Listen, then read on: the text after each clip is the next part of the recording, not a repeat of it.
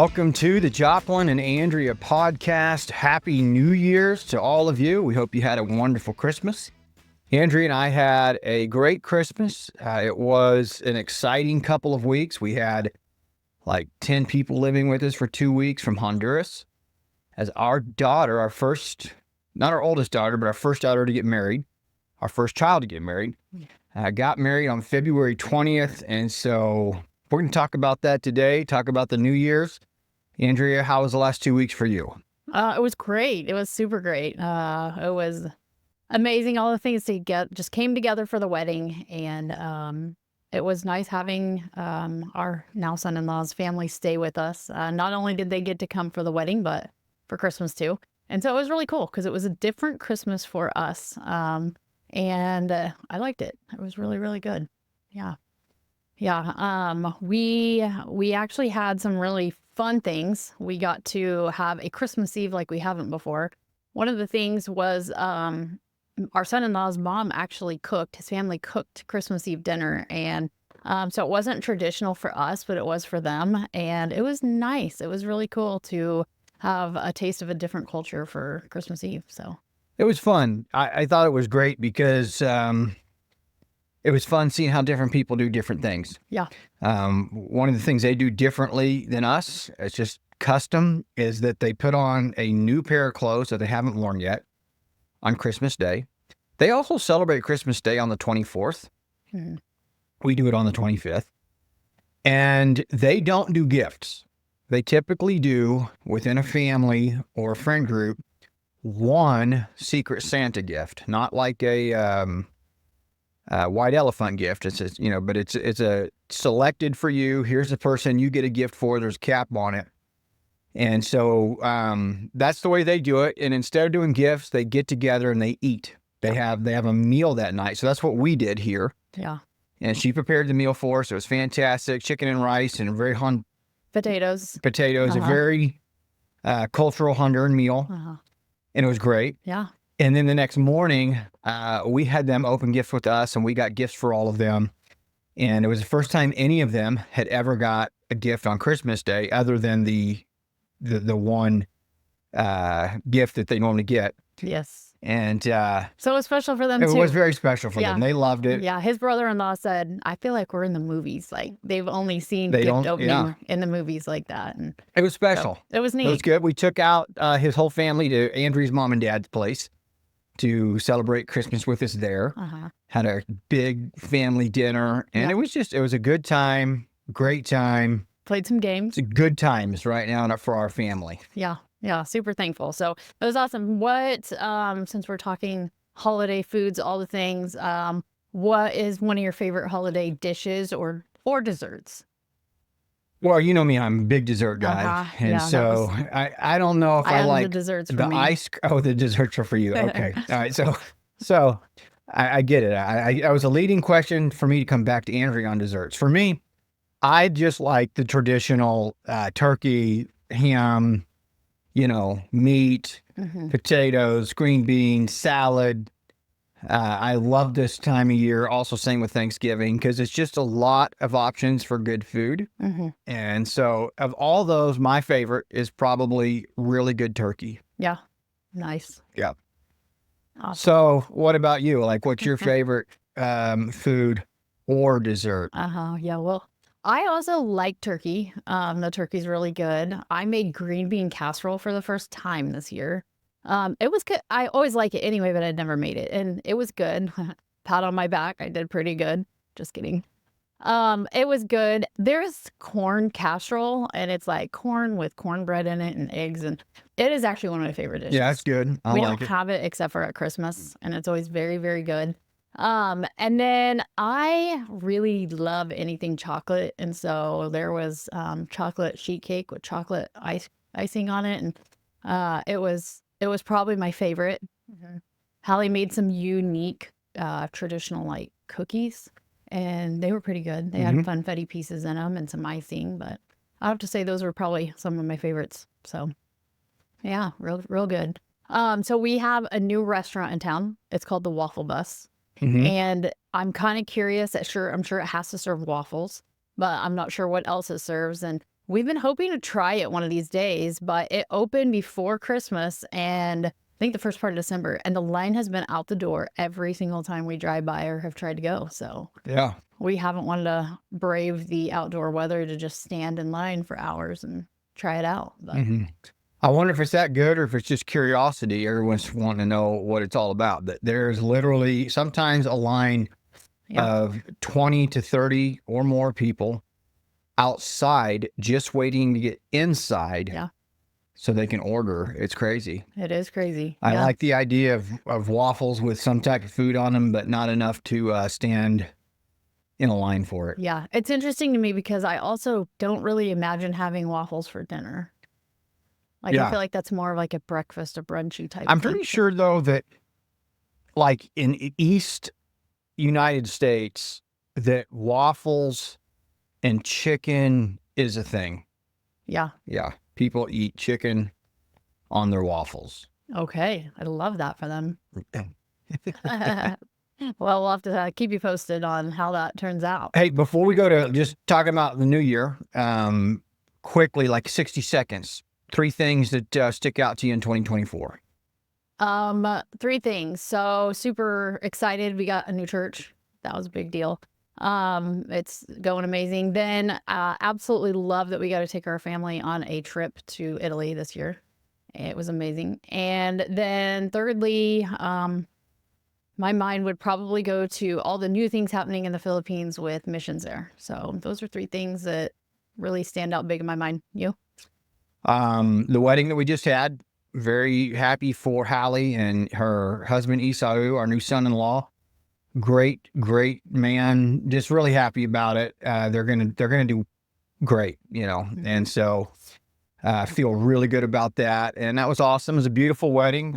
Shout out to everybody who helped us put it on because we had a lot of help, and it was much better, prettier is a good word for it. The decorations than what I had anticipated because we weren't expecting it to turn out the way it did. And the reason is we didn't know that we were going to have all the help that we were going to have. So it was beautiful. The just overall expansion of Extra Mile Missions, it's been wild to see what God is doing on the mission field. And it seems like, I feel like it's sort of like a snowball. When a snowball gets going down the, down the slope, it gets big, and then all of a sudden it's just this huge ball. And I feel like that's kind of what's happened is we've just sort of picked up steam and very excited about the years to come. And I'm supposed to say 3? 3. But you stole some of mine. Oh, well, you underestimated my event planning, so it's okay. Yes, that's true. So one of the other things, I'm just going to go with it as well, because we've been praying for it for 7 or 8 years. God giving us a new building was just a really big deal for the Well Worship Center. Yeah. It's been awesome, been really good, much needed, and looking forward to 2025. Yep, it's going to be great, super great. What's next? All right, well, on to American Pets. That was another little fun twist. It always makes me laugh when we have people from other countries come over and stay with us because they are always very surprised to know that we actually have a pet lizard. And that there's a lot of people that have pet snakes or, cockroaches, something to that nature. It still spiders. Surprises me people have cockroaches. Yeah. And so we had taken a trip to Wichita and we popped by the Guitar Center for one of the people with us. They wanted to go in and see. And so I took Esau's sister into the exotic pet store right next door. And we get in there, and the second we start looking at things, she says, "Oh my gosh, I feel like this should be illegal." And anyway, it just made me laugh because, in Honduras, you just get lizards for free, whether you want them or not. In the Philippines, you also get lizards for free and spiders and whatever else. You don't need to pay for them. They just live in your house anyway, or they come visit. And so anyway, it's really funny to then go with other people in and see that, yeah, we're paying to export all these exotic pets into pet stores so that people can buy them. So it's always funny to see. So. Yeah, and we've got one of our sons has a leopard gecko. Yeah. And she held that, was surprised at how chill it was. It didn't run off, just kind of hangs out, and just thought it was wild that we've got a lizard. Yeah. Yeah. And that we'd like to have mice in cages, or gerbils or hamsters. And so. Yeah, it is kind of strange when you think about the things we do with animals. Oh, yeah. Here. Very strange. Yeah. So very funny. And then I had this brilliant idea. Our kids continuously beg for puppies, like all the time. I would like to say that I don't, but occasionally I'll even send Joplin this cute little puppy. And I'm like, oh, I've lost my mind for the last 5 minutes and I'm thinking about getting a puppy. And so I told Joplin that maybe we should start having puppy parties. And, you can like hire a clown to come in. You can rent a bounce house. You can have some kind of festive fun. And this would be like, you could just rent a puppy party. Rent puppies, yeah. Play with them for a couple hours. And the good news is you could send them right back home. Or you could buy them. They would be for sale. Yes. You wouldn't have to buy them. But we would make sure before you dropped them off. Yeah. Once we were at the house, we would make sure to tell the kids, don't forget to tell your parents, these puppies are also for sale. Yeah. So you could sell some of them.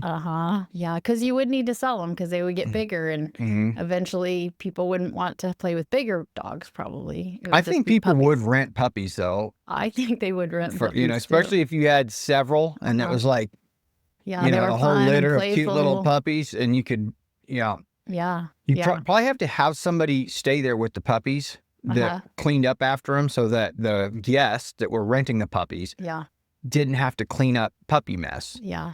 But other than that, it's a pretty solid plan. Yeah. I think it would make a lot of money. And I think somebody else should try it. Oh, somebody else? We might rent them. We might rent them. If you're listening now, get in contact with me. And I have you start this business plan for you. Yeah, we will be your first customer just to see how it works. I'll help you with some marketing. There we go. Great idea. Yeah, so there's that for you. Puppy parties. Next up, we are going to talk about New Year and new beginnings. So, with us celebrating New Year's Day, we're, it's a time where we all think about new things because it is a new year. And so, granted, most of us probably have a lot of the things that will never change. They'll stay the same, but you do start thinking about new things because it's a new year. And one of the topics that I was wanting to talk about was it does matter what we focus on. And so, this year as you get ready to march down 2025, think about what you're going to focus on and find good things to focus on. Get around good people because it does matter. Find things to invest in that are positive and uplifting and you find value in. And those things make a difference. Yeah, show me your friends, I'll show you your future. It's been said for a long time, but it's true. The people that we're around impact us. There's just no other way to say it than that. And the people that you're around, you impact as well. Yeah. But you want to put yourself around people who are going to most positively impact you to be the best you that you can be, to encourage you to be headed in the right direction in all areas of your life. And so, it matters a lot. Do you got anything new you're wanting to do this year? New hobby you're wanting to take up or anything like that? I wanted to do puppy parties, but you shot that down. Yeah, that was a hard no. So, I don't know. I'm not really sure. What about you? I would love to get into ice fishing. Okay. But are we going to I don't know that we're going to have much of an opportunity in this area. And I'm not moving to Canada or Alaska or anything like that. So it's kind of a pipe dream. It's probably not going to happen, but it would be fun. It would be fun. Would it? It'd be freezing. Well, I don't know. I've never done it. I've seen it in the movies. They normally get a little igloo out there, and it looks like it's pretty warm. And then they cut a hole in the ice. I've never seen an igloo out there. I only see them looking like. Well, it's like a little tent glue.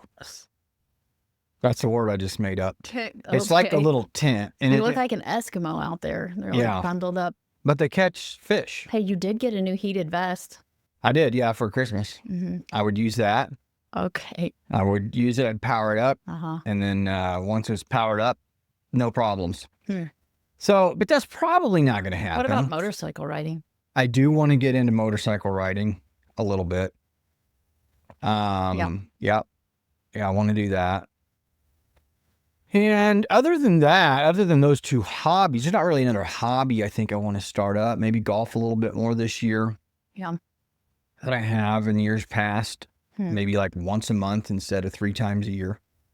But, mainly I think the one thing I really want to do, like if I was going to write down one New Year's resolution and it was the only one I was going to do, it would be maintaining the disciplines that are important to me in my life, my study, my prayer time,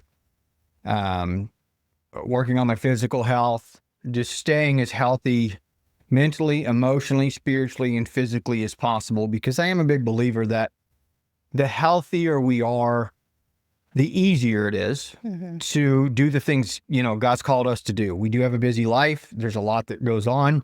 Sometimes ministry is draining. And so just the healthier you are, the easier it is to do the things that we do with our life. And so, it's not like I don't do those things now, but I would really want to refocus on getting, the right schedule in place to make sure that I don't stop doing those things. A lot of times it's in this area of life, 40s, mid 40s, sometimes a little earlier, but that a lot of times people kind of stop those disciplines.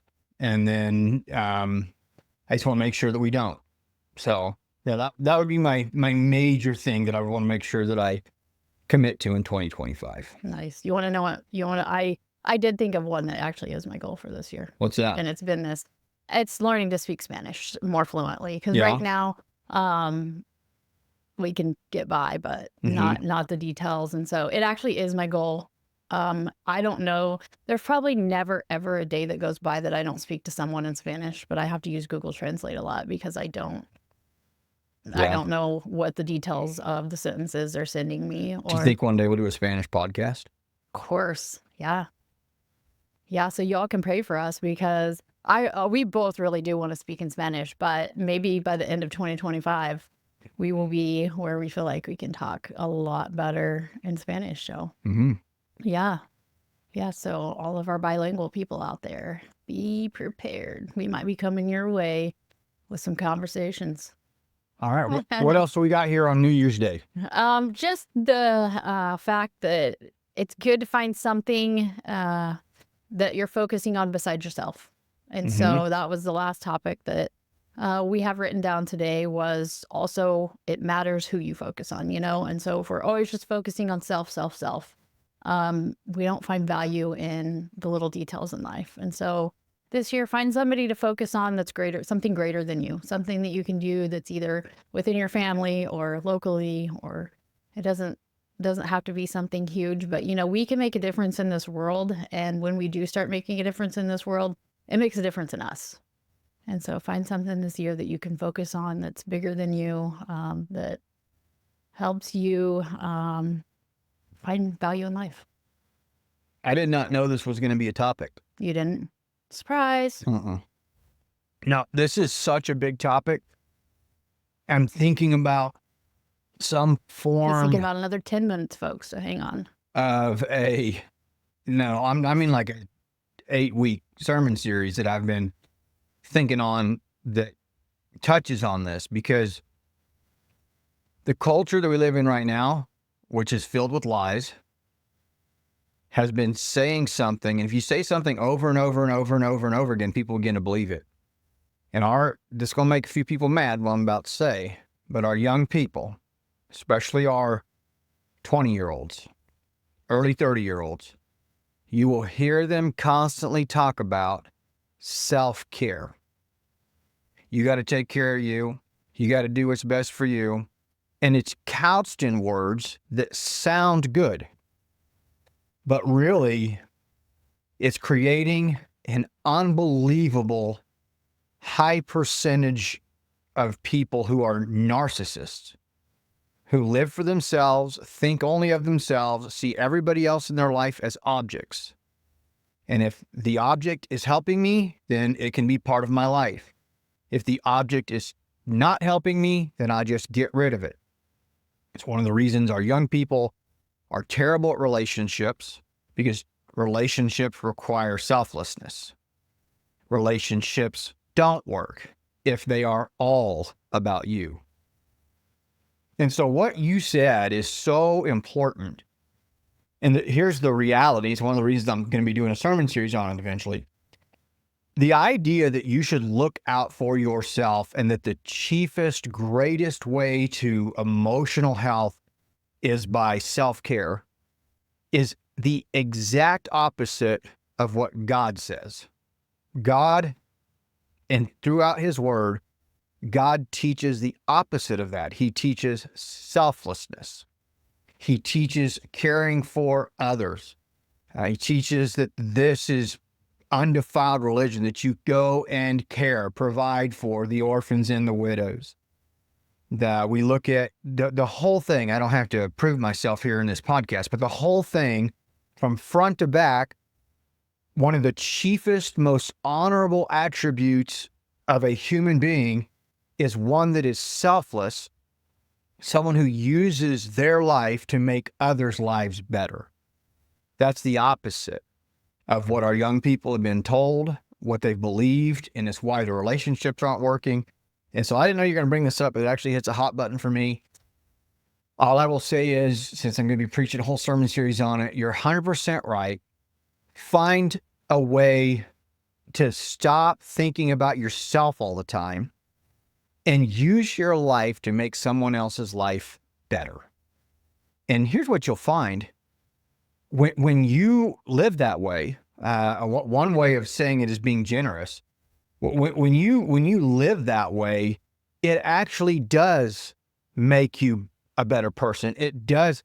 And let me ask it this way. Have you ever seen like a super angry, generous person? They're generous people who are selfless are some of the most happiest, fun people to be around. On the other hand, you see people that are always thinking about their life and doing everything they can to get their self ahead and their self-care. Those people are often the most miserable and angry people because it's a lie. That does not lead to happiness. It does not lead to peace. And so we've got to believe God, take God at his word. And so what a great way to finish 2025. Let's be conscious not to buy this garbage that's being peddled to us, that the path to happiness and peace is constantly focusing on yourself. It's not. It won't lead to peace. Mm-hmm. And so what a great word. So this is something I've tried to start instilling into our own kids at a pretty young age. Middle school-ish. I don't know if all of them remember or not. And it's not like every day I drop them off, I said this, but I say it regularly. I just started doing it with Malachi. When I will drop him off at school in the morning, I'll say, hey, have a good day, bud. Try to make someone else's life better today. And he'll say, okay, Dad. He goes about his way.